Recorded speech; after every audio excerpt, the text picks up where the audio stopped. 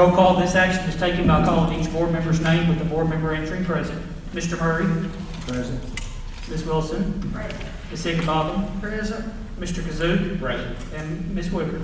Present. Ms. Wicker and I, we were not trying to hide in the shadows, it's just that we've got a couple of lights out.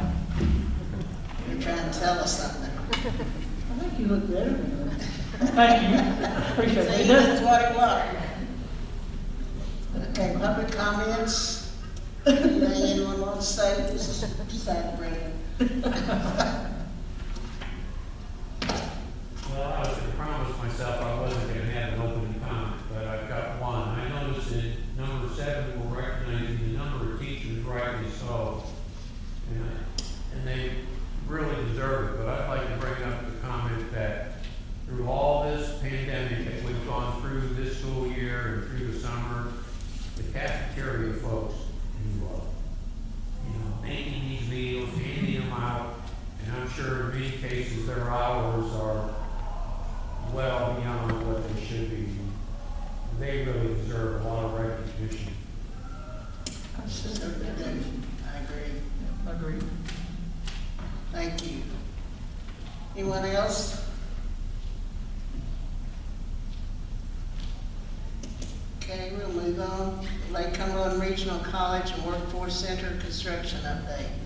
Mr. Smith and Mr. Cheeker, Mr. Baum couldn't be with us this evening. As you all can tell, they've been here almost every month, I think, for an update. Not a lot has gone on the outside since the last board meeting. What's really happening now is that the building's getting sealed up. You see the windows being put in, and that affords us the opportunity to do a lot of the intricate work inside. We got some temporary heating that's in place, so they're getting ready to put the dry fall paint on the ceiling, and they need to get that temperature up in the building. I know Mr. McGowan's working really hard on making sure the doors are staying shut and the windows sealed up, and the ones that don't have the glass in them yet, just to try to retain that heat so they can begin that work.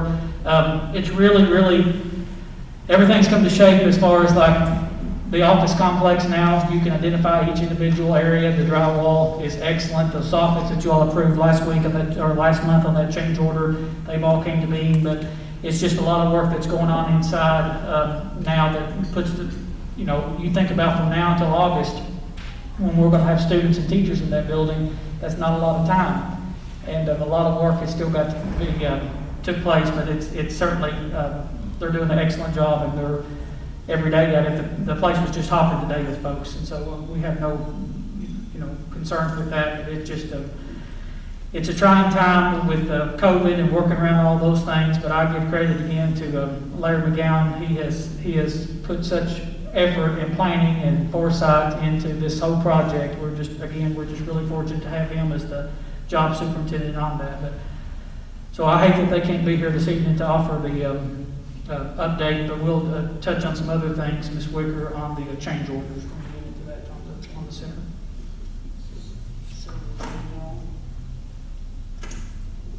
Okay, next is the adoption of the agenda. I don't have anything to add or take away, so I recommend the agenda be approved as presented. I make the motion we approve the agenda. I'll second Mr. Murray, it. Yes. Ms. Wilson, Yes. Ms. Higginbotham, Yes. Mr. Kazook, Yes. and Ms. Wicker. Yes.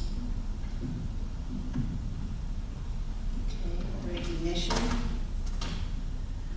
I want to, before we start calling teachers' names up here, and I hate that we're late in recognizing this, Camerasville and Mr. Davidson with Western and Mr. Wilkerson. Of course, we have a little saying around the office, you can stamp COVID on anything and get away with it, so I guess that's our excuse for this one as well.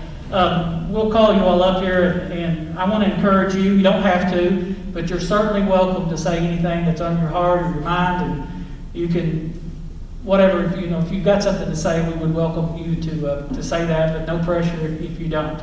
So it's some great board members, it's some great recognition today.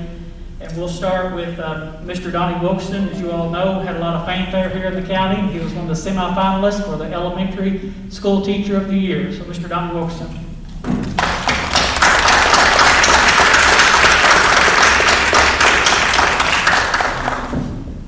I can't imagine you don't have a word or two to say, Mr. Wilson.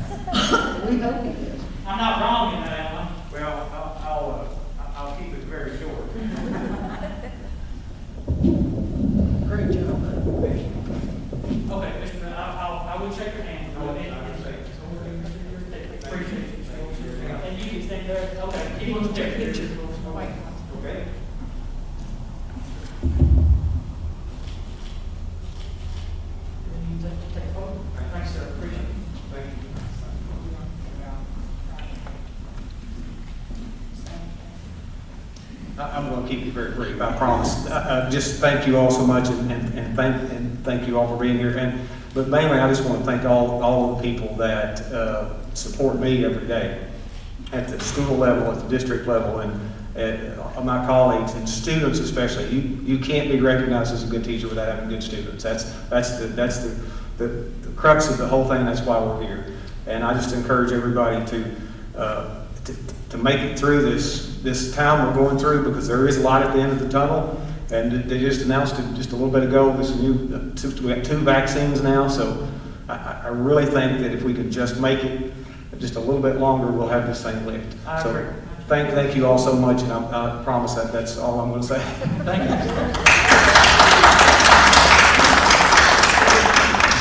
He would have had a big dinner and recognition in Frankfurt and everything, but that, most like everything else, was held via Zoom this year. The next 3 we're going to recognize are the Camerasville University Excellence in Teaching Awards, and they too would have had a nice ceremony and always have a nice meal and a speaker there in the chapel at Camerasville University.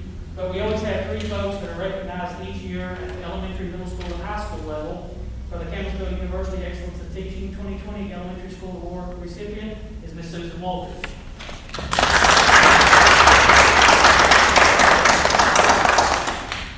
Coach Lee was blessed to have her last school year, and I mean that sincerely, and he does too. She's always, you can't see it right now, but I guarantee you she's smiling. I'm smiling under here. Always. She's the best of the best. She's always smiling.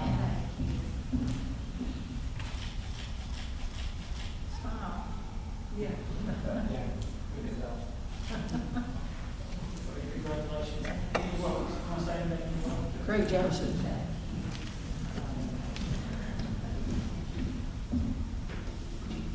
I really am smiling under here. I've always said that teaching is like a talk show, and it really is now. I've got my own channel and everything, so it's pretty exciting. Thank you to Google Meet for that. But every day is an adventure, and especially this year. But I'm thankful for it, and I love my job and my students. So all glory to God, and just thank you guys for all you do. Thank you.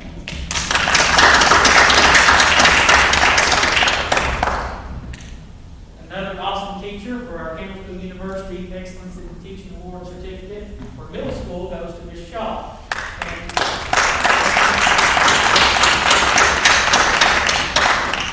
And great for her, a big loss for Russell County Schools because she's getting ready to retire. And she's going to take her husband with her. She's stuck with you, Mr. Ford. For how long? Staying at home 24/7 will get old. Both of She you. does a phenomenal job. Congratulations.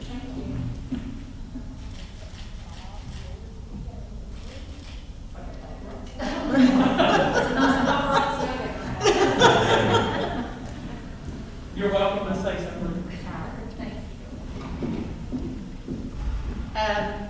Shoot, that kind of got me shook up. That's the first time, we've talked about retirement like this publicly. And I'm just really speechless because this has been a phenomenal career. And I've worked with phenomenal people. I've worked with a phenomenal husband. My family has supported me, all the way through a blessing of God. I've had to have both of my kids in class. And I wouldn't have wanted, I have worked somewhere else before here, and I can tell you I wouldn't have wanted to have worked anywhere else but Russell County. Thank you, guys.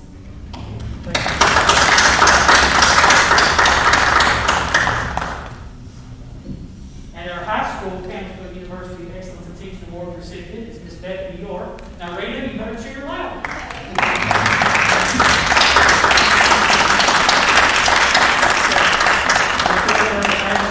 At high school.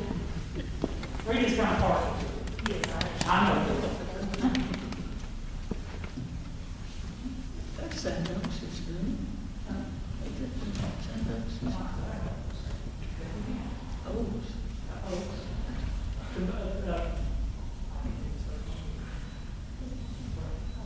John, there you go.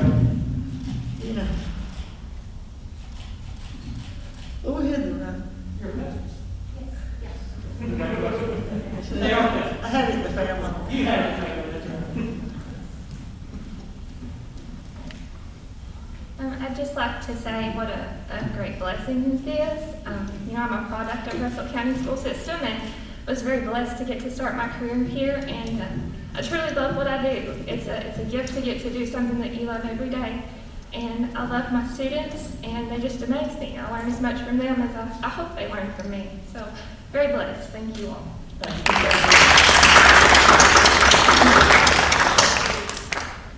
And this next award goes to Mr. Jason Davison. At Western Kentucky University started a new award program for the Distinguished Educator Award nominee. And Mr. Jason Davison was the recipient of that for middle grades for 6 to 8. And I hope the batch grows and expands. Last year was the first year that they started this recognition. So he has a certificate from Western Kentucky University, and he also has a certificate from Russell County Schools. Great job. Great job. Awesome educator right here. Get you in the and I see you smiling. Okay,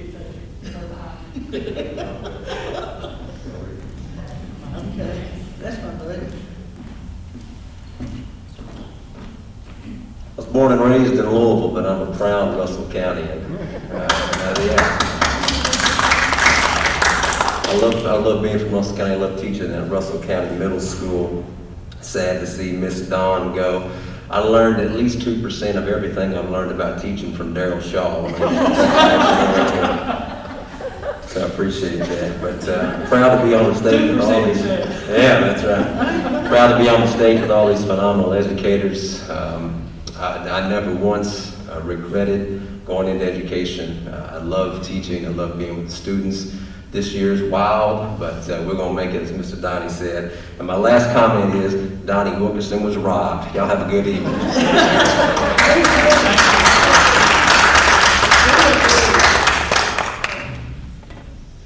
We do appreciate you all so much, and this is the good part of meetings. Well, not that meetings are bad, I don't mean that, but just to get to recognize the employees and everything that you all do for our faculty and staff is just absolutely what we're here for.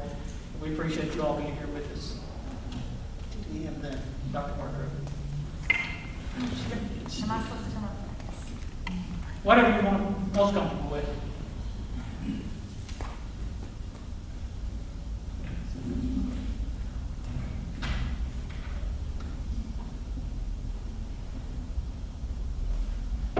We're just going to continue the recognition with RCEA Certified Teachers of the Month.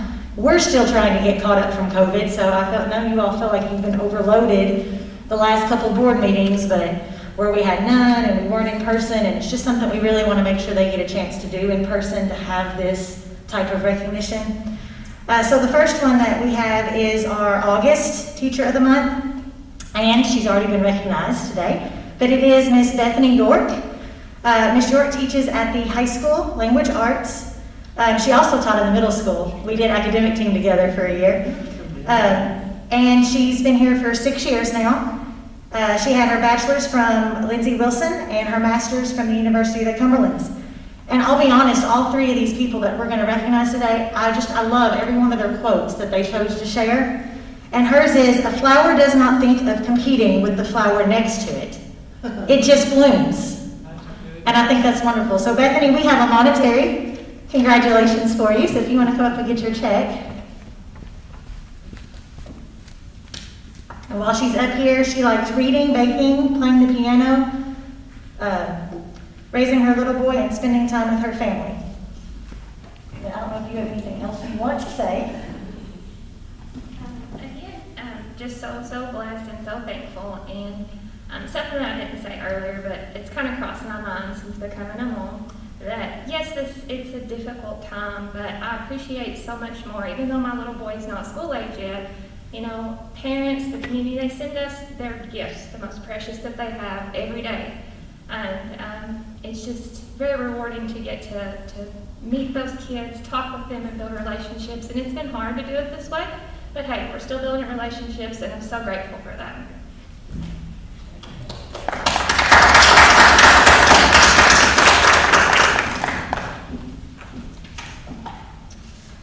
Next, we have our September RCA Certified Employee of the Month, and it goes to Miss Christy Campbell of Jamestown Elementary. She teaches special education, and it is her 14th year teaching. She has her bachelor's from Western Kentucky University and her master's of special education from Morehead State University. And her quote, again, I told you these are great. Why fit in when you were born to stand out, and everybody is a somebody? And I just think this speaks multitudes to what kind of teachers we're bringing up here with their quotes. So Christy, if you want to come up and get your check. Right at Christmas time, perfect. She loves to read and likes doing things with her family. They enjoy sports activities and going to support her kids in whatever sports they're participating in. She's involved in RC cheer and participates in church activities at Jamestown Christian Church. You enjoy sports, Christy? Oh, yeah. See, really, I feel like it's not been that long that I graduated. Why don't you do a tumble real quick? Yeah, so that's what I was gonna say. You know, when I interviewed at Jamestown, I taught in Casey County for 10 years. So when I interviewed at Jamestown, I looked at the committee and I said, you know, I can wear those Casey County shirts and I can pretend to be a rebel, but once a Laker, always a Laker.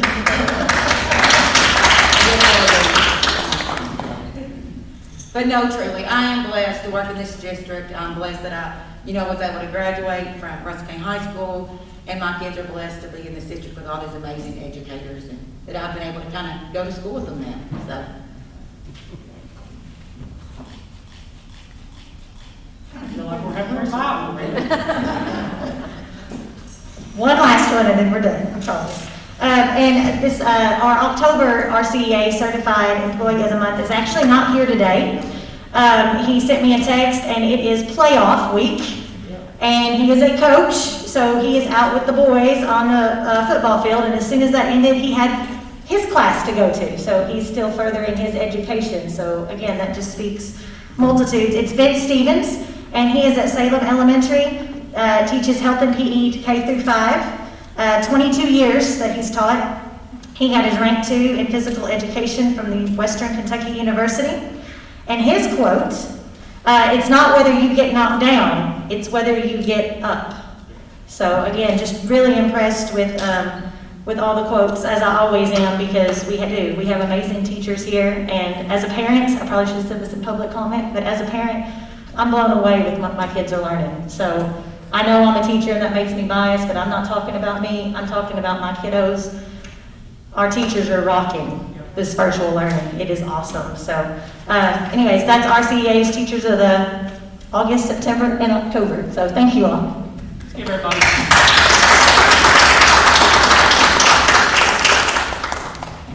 Ms. Shaw, I may be totally off on this. Did he do a leave for you, Mr. Stevens?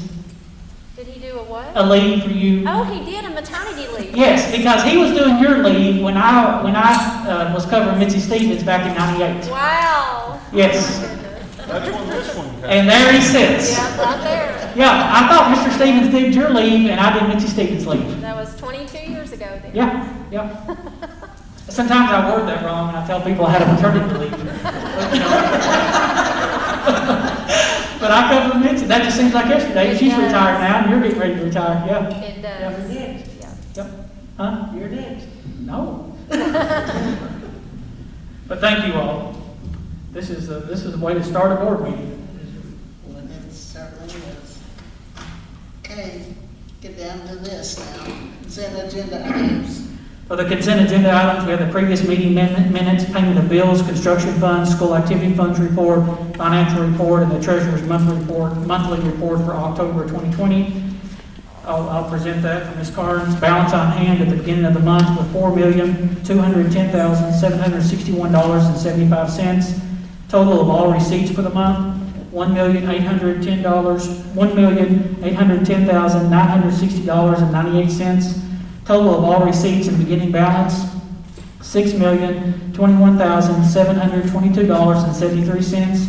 Disbursements for the month of October, $2,427,277.81. Balance at the close of the month, the cash in bank, $3,594,444.92. General fund, Fund 1, balance $4,255,347.83. Special projects, Fund 2, negative $51,480.09. District Activity Fund 21, $3,784.90. Capital Outlay Fund 310, $135,392 even. FSBK Building Fund 320, $71,258.28. Construction Fund 360, $162,665 and a nickel. Debt Service Fund 400, negative $971,979.89. Food Service Fund 51, negative $14,170.86. Fiduciary Fund 7,000, Fund 7,000, $3,627.70. Debt service, of course, as we said last week, it always runs negative this time of year until we receive the first property tax collection in November, which we have received that now. And so that will be reflected on the November Treasurer's report in December. And as we said before, the food service not being in school, that's going to be negatively impacted with that. So we do have a negative balance right now. And we'll continue to monitor food service throughout the year. We may use some of the COVID relief money to support food service. I know Mr. Keith Emerson is doing some things. For instance, right now, I hope all of our parents are aware, but on Friday now, with the application waiver that we received, and because we're operating what's referred to as the summer feeding program, when parents pick up food now on Friday, they will also get a lunch and a breakfast for both Saturday and Sunday, and we're also allowed to provide a snack meal with each lunch that's picked up today too. So the students will receive a snack each day as well. And the students that we deliver food to on Wednesday, they get 7 days now instead of just the 5 of delivery. So that's great to help the families and to feed the families. Actually, we're going to be providing the ones that we deliver to, we're actually going to be providing gallon jugs of milk instead of the cartons for those families. And so that's great on the reimbursement rate, but more importantly, it's just great to get the food to the kids and families that need it. So we've said that from the get-go that we may have to support food service. Always keep in mind that food service is like its own little enterprise. It runs its own budget, of course, as many programs do, but it's very strictly controlled. So, another thing that we typically do throughout the year is we take it's left me. Part of the reimbursement rate for using our building, electricity, custodial services, all those types of things, we can receive a portion off of that. We may not be doing that this year because we may need those funds to stay in food service. But I know you all are like me that even if it means that we have to prop up food service out of general fund, we'll certainly do that before we don't feed a kid or help a family out. Yeah. I tell you what, Brenda and I found out firsthand how hard those cooks work. Oh, yes, they do. They sure do. We were helping them hand out. On Halloween, you all were out there, weren't you? Yeah. And do it so pleasantly. Oh, yeah. And just smiling and just tickled to death when families come through there to get the food. It's definitely a hard job. It is a hard job, I tell you.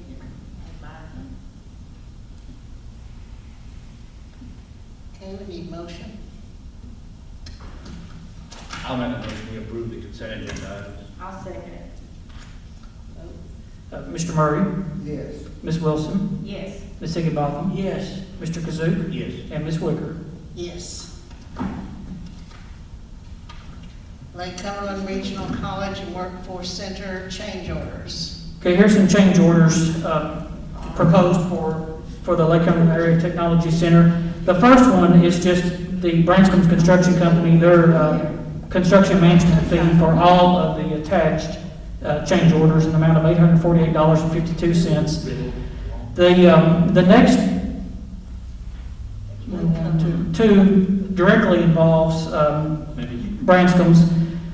The additional curbing along Eric Lane, and I included those pictures in there in front of the ATC parking lot. That was not initially priced to have that curbing along, that would separate the road and the grassed area, if you saw in the picture, and I took that one on that Photoshop and just wrote the curbing out in front of that. So it's about 300 foot, give or take, there in front of the grassy area in front of the ATC if you're going along Eric Lane.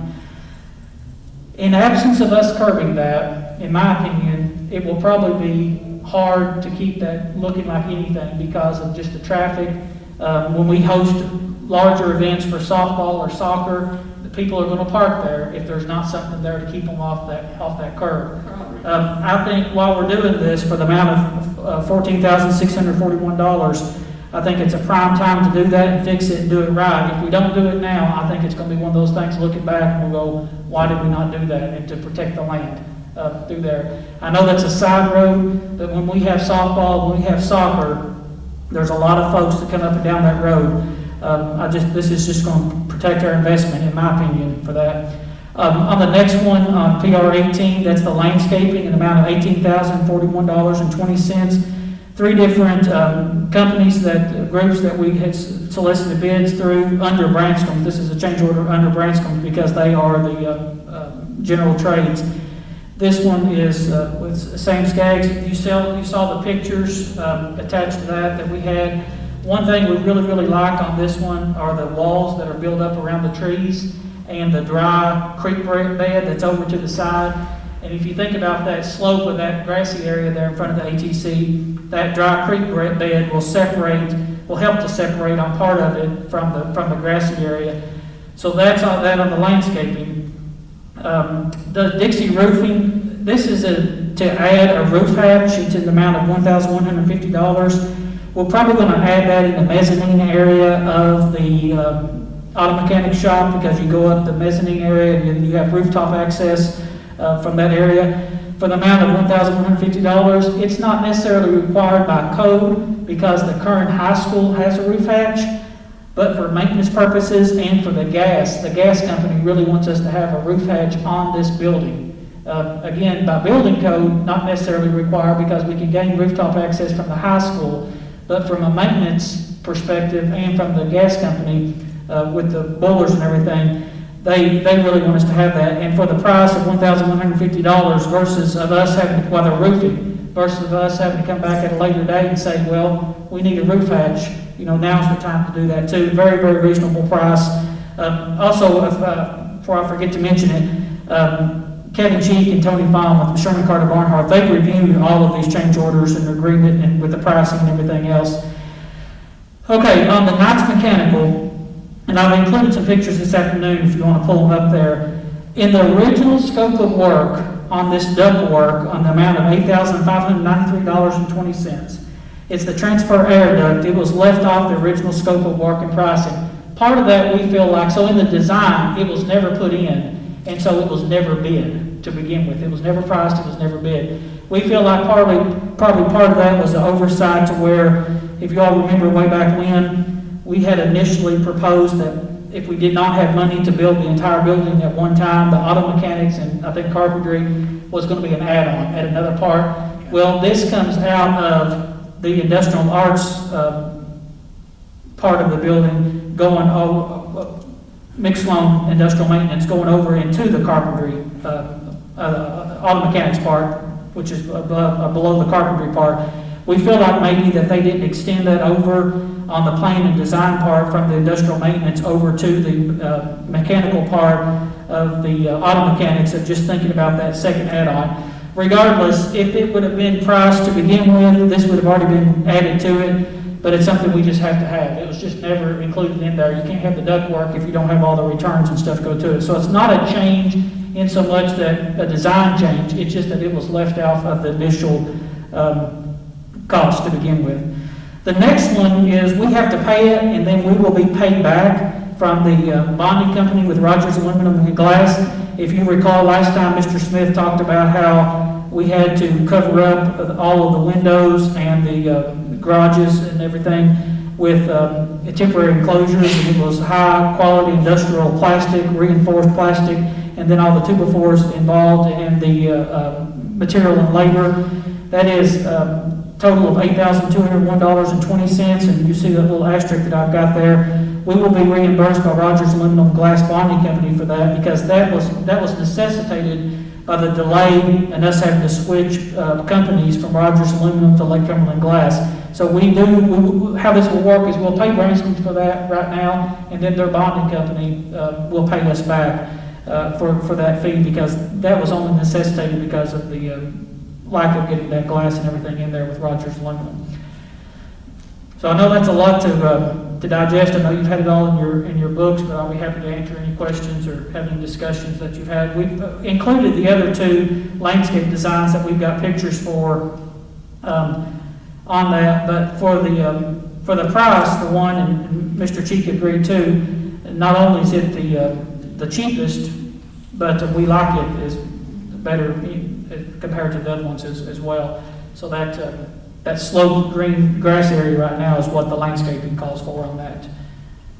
If anybody has any questions or anything else I can expand on, I'd be happy to.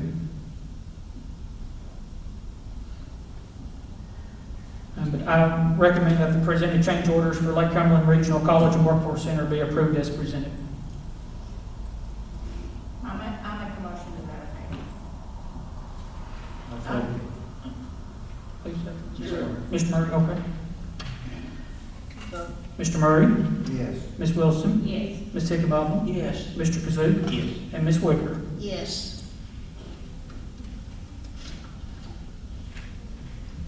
School Facilities Construction Commission and Kentucky Education Technology System offer of assistance. This is something we see typically routine business that we see this time of year. The SFCC has presented a CATS offer of assistance in the amount of $20,309.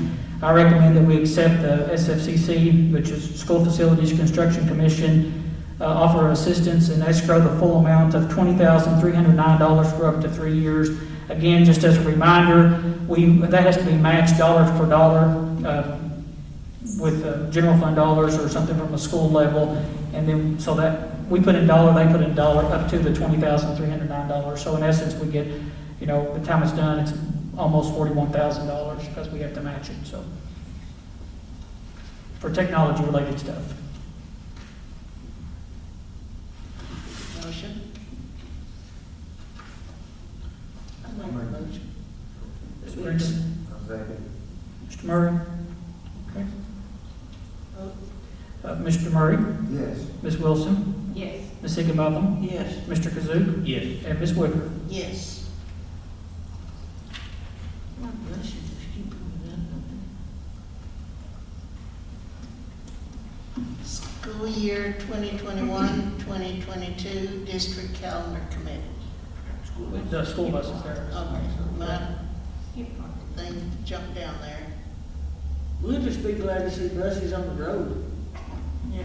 Yeah, purchase of 3 school buses. The buses you're seeing now, we're going to pick up kids for the small group, the targeted assistance outreach one. We provide transportation if folks need that. So initially, and I recall very well Miss Brenda asking me and me saying yes, and I called her a week or two later and I said I was wrong. We thought, when we do have buses, originally up to 5 buses that would qualify for the Volkswagen settlement where they pay for 50% of a bus to get older buses off. What the state later came back and said was the buses that we use for the shuttle buses, even though they're on the road every day, because they're not on a traditional route, we cannot receive the 50% reimbursement for those. So we only have 3 buses that's in our fleet that met the criteria to receive the 50% reimbursement on a new bus. And with pending your all's approval, and we purchased these 3 buses, the 3 buses that they, quote, take off the road, we have to put a drill out in the motor and cut the frame in half, Mr. Murray, to ensure that they will never be on the road again. In the engine block, we have to drill out the engine block, that they can never be on the road again, because the whole purpose of this is you get a much more emission-friendly bus. So we don't even know how that's going to work for scrapping them and getting the money for that. So to purchase 3 school buses, and we have, which is phenomenal, because it's proposed that we will receive $142,971.50 of reimbursement on these 3 school buses. So we have a 52-passenger bus at the cost of $97,644, and that includes the surveillance system.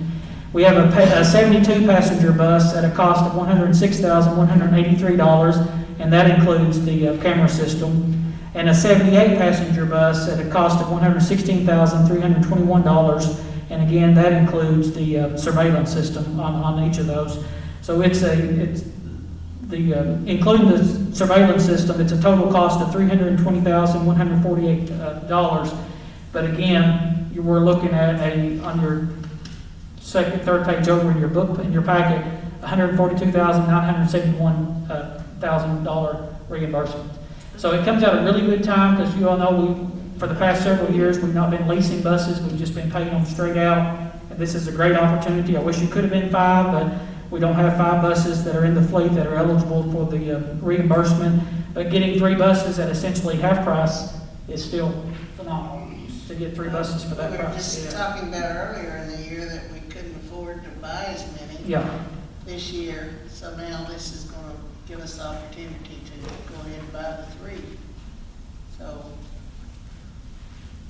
And sometimes I get questions asked on, well, why don't you get all buses, a 78-passenger bus?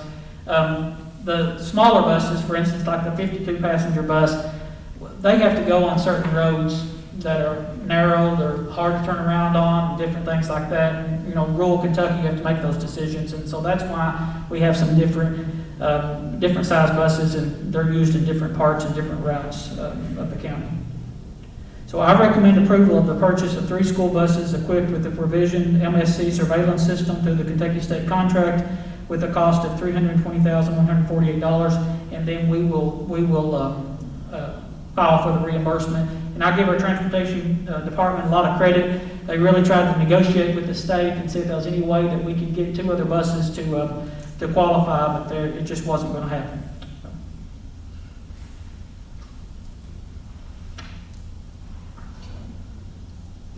we need a motion to accept that Yes. and buy the buses. I'll make a motion that we purchase the 3 buses. Second. Mr. Murray? Yes. Ms. Wilson? Yes. Ms. Higginbotham? Yes. Mr. Kazook? Yes. And Ms. Whitaker? Yes. Now, it's school year 2021-2022 district calendar committee. I know it's November, but trust me, it's time to start talking about next year's calendar. And as you all know, we've been doing this even before the state required us to do it. We've had a calendar committee, but the past several years, the state did solidify that and put the recommendation, or actually it's in statute, as to what the voting members of the calendar committee can consist of. Now, this doesn't mean that other teachers are certainly not welcome to attend, and community members and parents, employees, and anybody. But these will actually be the voting members of what is presented to the school board on the recommendation. So KRS 158.070 requires local boards of education, upon recommendation of the local school district superintendent, annually appoint a school district calendar committee to review, develop, and recommend school calendar options. I've listed suggested committee members beside each position, and each person listed has agreed to serve pending Russell County Board of Education approval. 1 school district principal, Renee Gossage, Russell Springs Elementary School. 1 school district office administrator other than the superintendent, Ms. Dameron, Director of Student Support Services. She always does an excellent job of coordinating our calendar committee.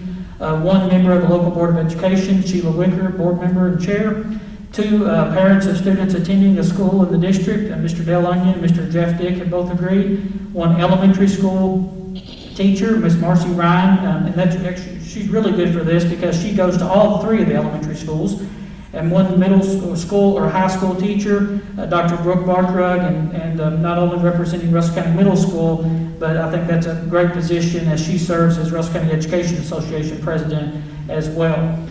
2 school district classified employees, so Tammy McFall, she's a Jamestown Elementary School registrar, and Lisa Reeder, Russell County High School nurse, and 2 community members from the local Chamber of Commerce, or Tourist Commission, Mr. Nick Shear. He's currently president of Russell County Chamber of Commerce, but he's also certainly a member of industry, working at the Bank of Jamestown, and also mayor there at the city of Jamestown. And then Jeanette Marson is Russell County Tourism Director. So a good group of people to work with. We will be having these meetings due to COVID via Zoom. so we'll send out the link and make all those provisions like that. But probably, we'll have a draft calendar to present to you all at the December board meeting, is our goal. The first one is just totally draft, and it's open for the public to attend, and then you all will vote on the next one. So, of course, as I know Mr. Murray's had a passion about, and we've said that we would always honor that. We put that in there last time, that Veterans Day, the day it falls on, of course, we would always be the day that we would not have school, and count that off as an off day or holiday for our school system. So that will not, that's not a point of discussion for this year's calendar committee. Okay, we need a motion. Yes. I recommend we approve the school year district calendar for 2021 and 22. I'll second it. You're on. Mr. Murray, Yes. Ms. Wilson, Yes. Ms. Higginbotham, Yes. Mr. Kazook, Yes. Ms. Whipper. Abstain. Just because your name's mentioned there. Okay, non-resident contracts. And again, I think I mentioned last month, you're all seeing these earlier this year because they're required earlier than they have been in the past, and we've got several districts that we do non-resident contracts with. Contracts are required by KRS 157.350, which reads in part, each district which meets the following requirements shall be eligible to share in the distribution of funds from the Fund to Support Education Excellence in Kentucky, what we refer to as SEEK, includes no non-resident pupils in its average daily attendance except by written agreement with the district of the pupil's legal residence. District to enter into the non-resident contract includes Somerset Independent School all the way up through the 23-24 school year, and the Adair County, any and all with Somerset, and Adair County School District all the way up through the 22-23 school year, doing 11 students attending Adair County schools residing in Russell County School District. So I recommend approval of the non-resident contract with Somerset Independent Schools for 21-22, 22-23, and 23-24, and Adair County School District for 21-22 and 22-23, and authorize the state funds to follow students where they are attending school. Sometimes that gets to be a little bit of a source of contention with parents, and we always tell them we're very pleased that they want to come to school in Russell County, but it's Casey County, Adair County, we do have a limited number of students that live in Casey County or Adair County and come back to Russell County. Of course, for this particular one, it's attending Adair and residing in Russell County School District, but just something to always keep in mind. It's Pulaski County, Somerset, those that we have any and all. The other counties, it's limited on the number of students that live there and can come either way. I'll make a motion to that effect. I'll second.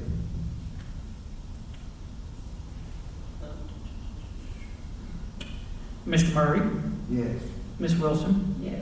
Ms. Higginbotham, Yes. Mr. Kazook, Yes. and Ms. Whipper. Yes. Shortened school day and/or week. Local boards of education must approve requests for students to have a shortened school day or week. The decision is determined by the needs of the student. The documentation, including the board's recommendation, is then submitted to the Kentucky Department of Education. I recommend a shortened school day or week for the following students: ID S21-04, S21-05, and S21-06, and that the necessary documentation is forwarded to the Kentucky Department of Education. And then again, like I've told you all before, this is just routine. This becomes actually effective once the student special education team has a meeting and they decide, and it goes retroactive to that date once you all approve it. And we send the paperwork to the State Department. And just FYI, they're numbered 4, 5, 6, and that means we've had 6 students so far this year. It's on a shortened school day.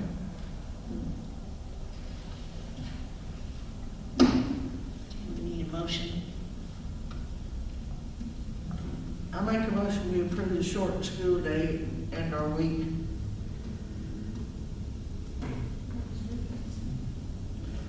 For those students.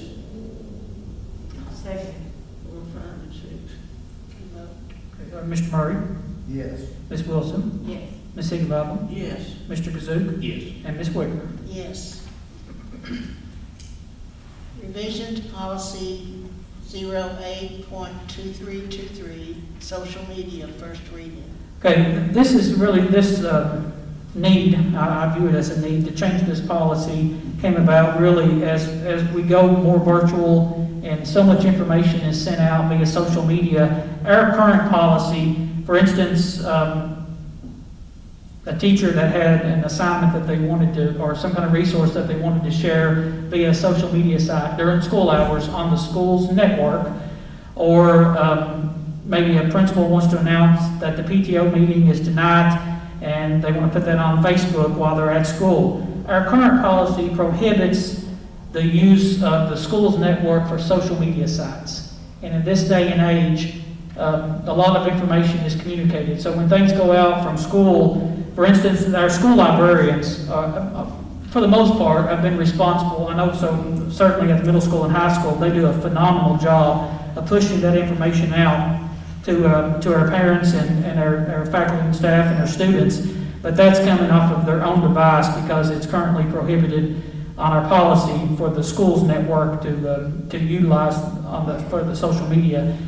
This, among a few other things on this first reading, will open that up for educational purposes. So it's not to be that I'm, as a teacher or a school employee, it's not to be that I'm going to be, surfing through Twitter or whatever at my leisure, but it's going to be that I need to post something that's pertinent to school or my students or class or getting information out.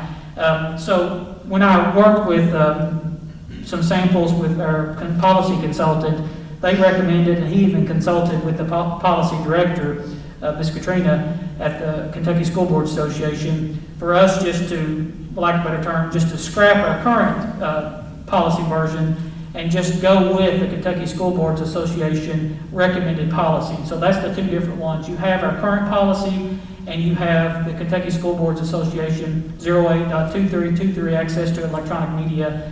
The second one is the Kentucky School Boards Association suggested policy for access to electronic media. So this is first reading. It's not an emergency or anything like that, so it has to have two readings, and there's nothing to do tonight, just to bring it to your all's attention, and the information is provided for that. I'll be happy to answer any questions, or Mr. Bailey, do you have anything to add to that? You hit it on the head. Okay.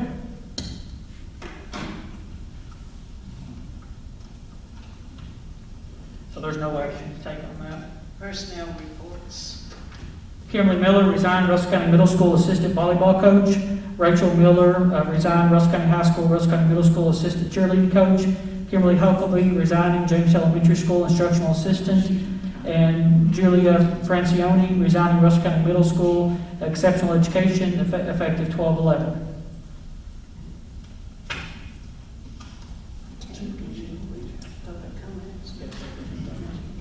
Anyone want to say anything, or?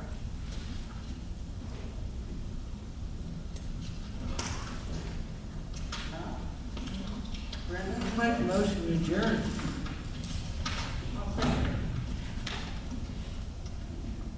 Everybody in favor? All in favor? Yeah. Everybody ain't got nothing to say. Thank you all.